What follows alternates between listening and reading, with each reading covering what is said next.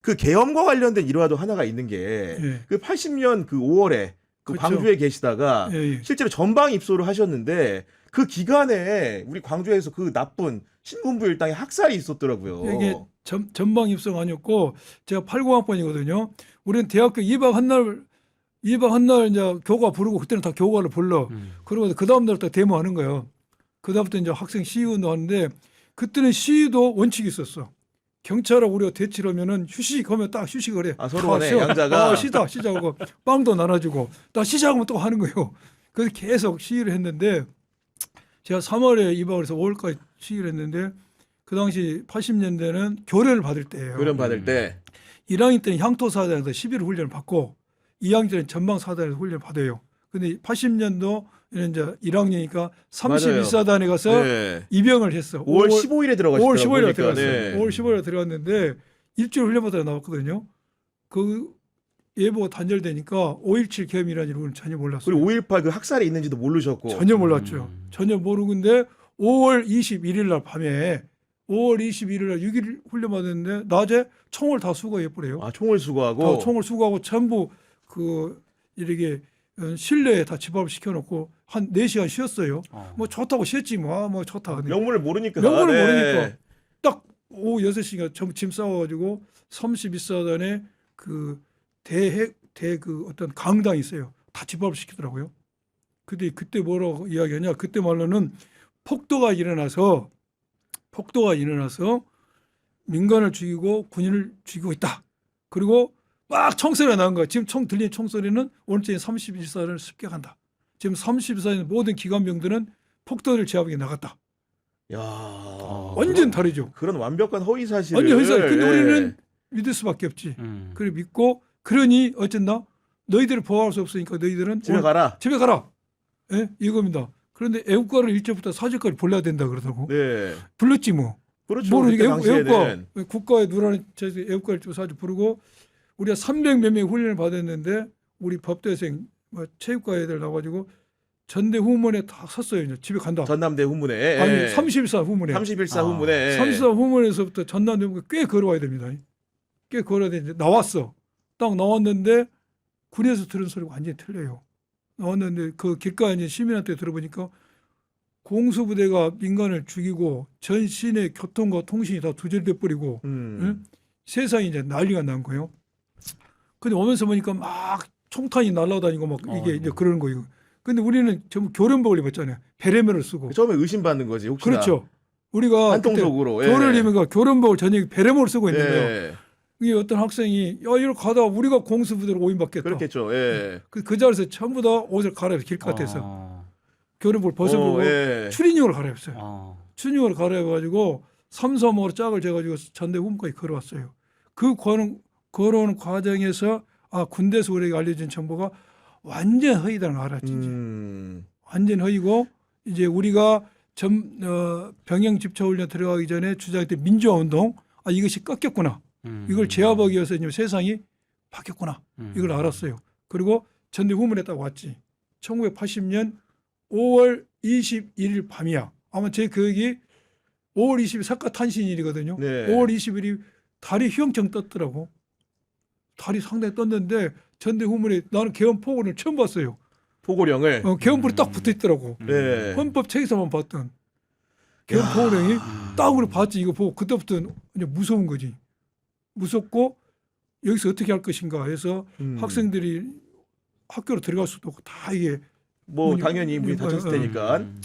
그래서 이제 335 짝을 지어서 이제 각자 헤어지는데 나는 옛날에 전대 후문에서 좀 떨어지면은 옛날 호남전기라는 회사가 있는데 거기서 제가 자취를 했어요. 네. 그래서 내가 친한 내 동생 둘을 데리고 가들은 자취집이 더 머니까 제가 내 자취방을 딱 가는데 도중에 골목을 지나는데 총을 쏘면 가스할 때를 놀이새를 딱 전진을 하잖아요.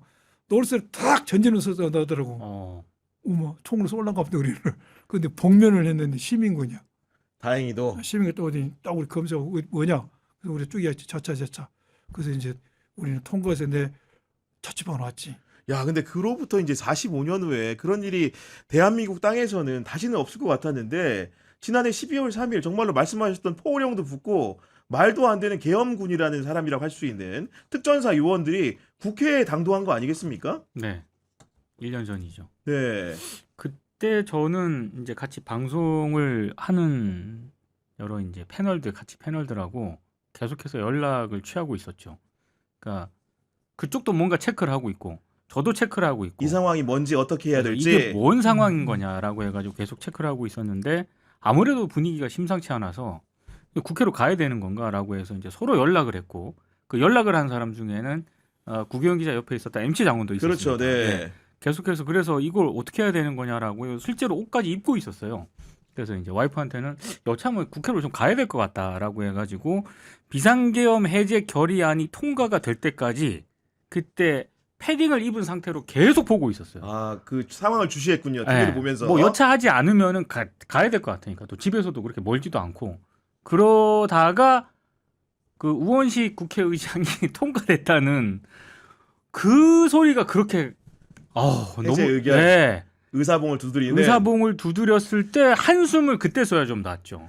아니 그날 당일에 우리 의원님 같은 경우에 정말로 이제 그 80년 5월의 광주를 생생하게 목도한 사람으로서 다시 이제 그로부터 45년 여 뒤인 2024년 12월 3일에 그런 일이 소식을 들었을 때 솔직히 마음가짐이 좀 어떠셨습니까? 저는 그 이야기를 듣자마자 의원 텔방이다. 좀 국회로 갑시다. 저는 하셨군요. 무조건 왔어요. 예. 저는 무조건 왔는데 제가 도착했을 때 헬기가 국회 상공에 상공에. 그래서 제가 11시 한 반이나 좀 지나서 왔을 겁니다. 그런데 무섭더라고요.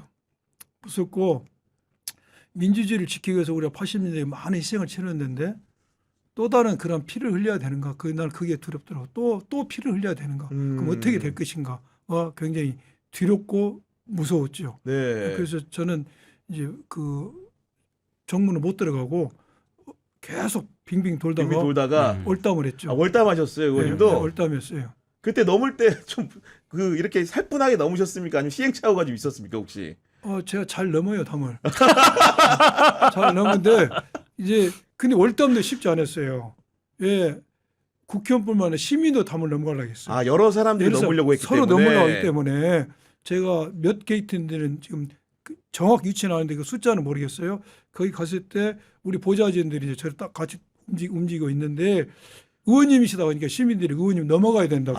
빨리 표결에 참여해야 되니까. 넘어가야 네. 된다고. 의원님 자기들이 넘어가려다가 나한테 먼저 넘어가고. 자리를 양보하고. 네, 그래서 이제 제가 아주 사뿐히 탁 뛰어서 내려앉았죠. 그래도 이제 그 본회의장에 착석을 해가지고 그래도 뭔가 표결한 다음에 의장이 이렇게 해제됐다고 선포할 때까지 그 조바심이 난다거나 약간 조바심 두근두근거리는 있었죠. 마음이 있었을 거 아닙니까? 제가 그래서 내려가지고 우리 이제 보좌진이 나를 따라오길 기다렸다가 또 따라와서 같이 막 달렸지. 그래서 번쩍 노태운들 입고 하니까 이제 보좌진들하고 그 대치하고 있고 대치하고 있어서 군인하고 딱 보니까 들어갈 수 없는 상황이야. 우리 상황이. 근데 그 보좌진들이 너무 열심히 이렇게 길을 트여주더라고요. 그래서 또 내가 몸이 적잖아요.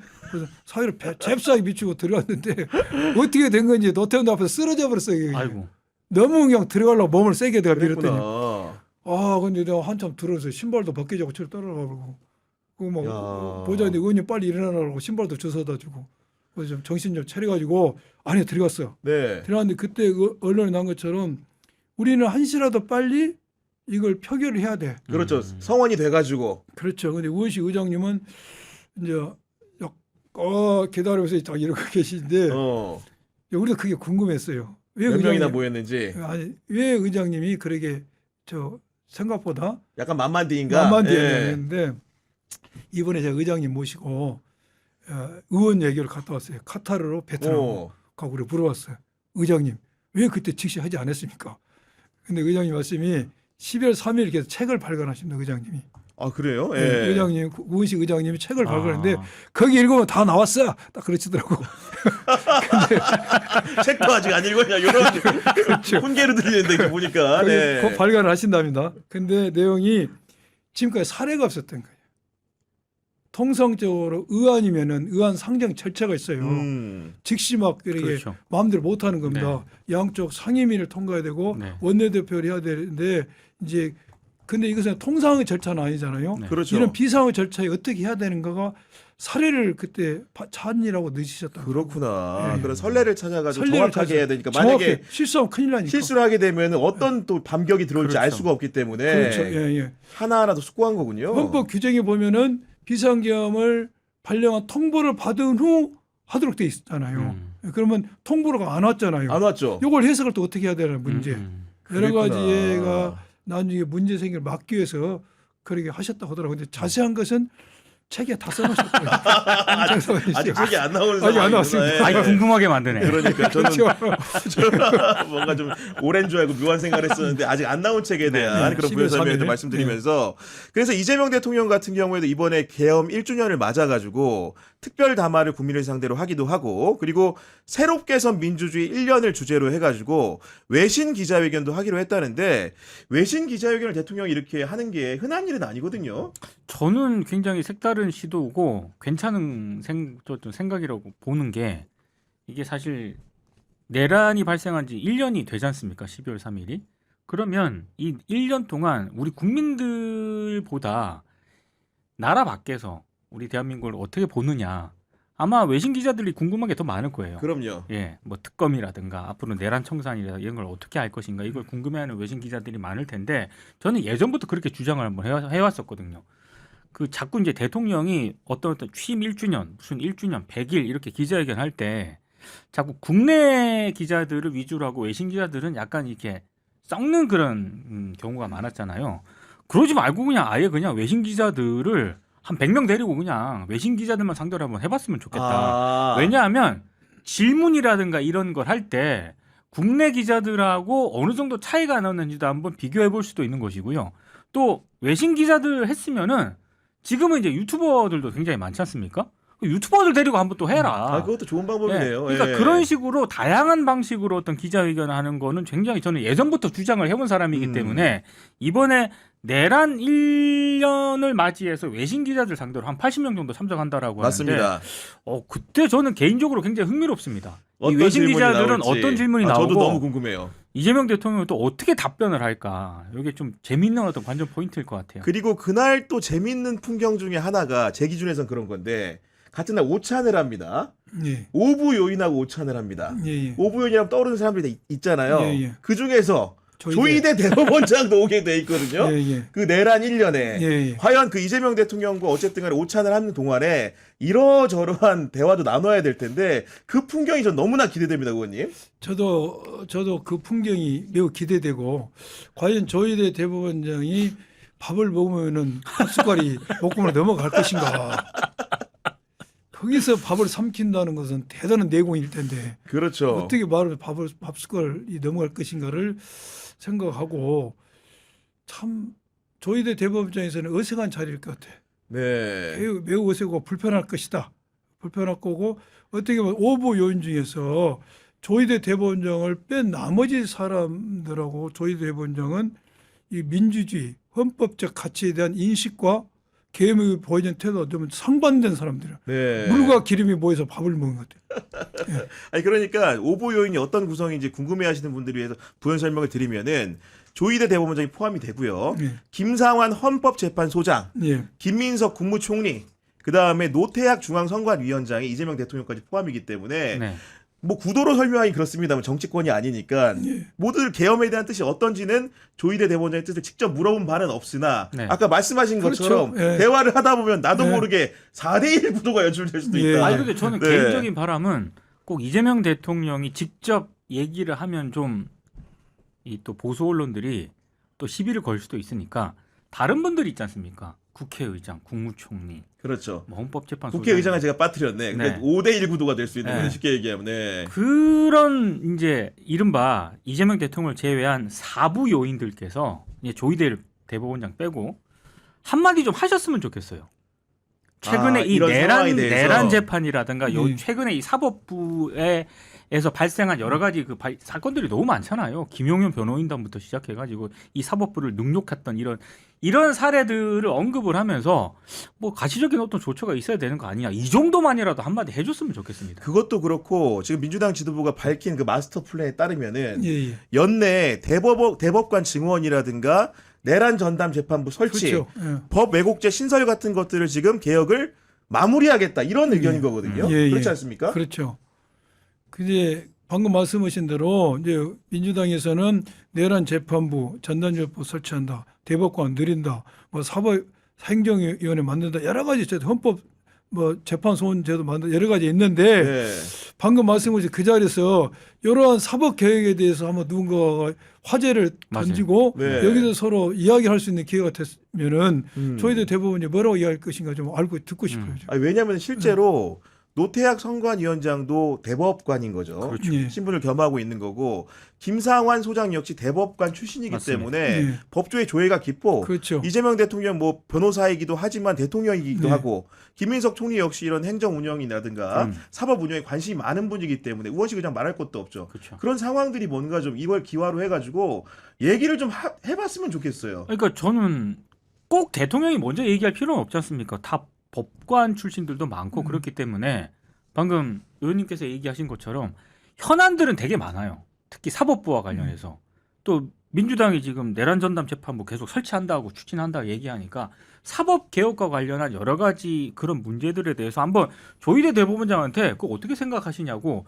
이렇게 묻는 것만으로도 저는 뭐 조희대 대법원장이 얘기 안 할 수도 있다라고 봅니다. 뭐 약간 어색한 웃음을 짓거나 다른 걸 화제를 그 자체만으로 저는 국민들이 봐야 된다라고 생각을 하거든요.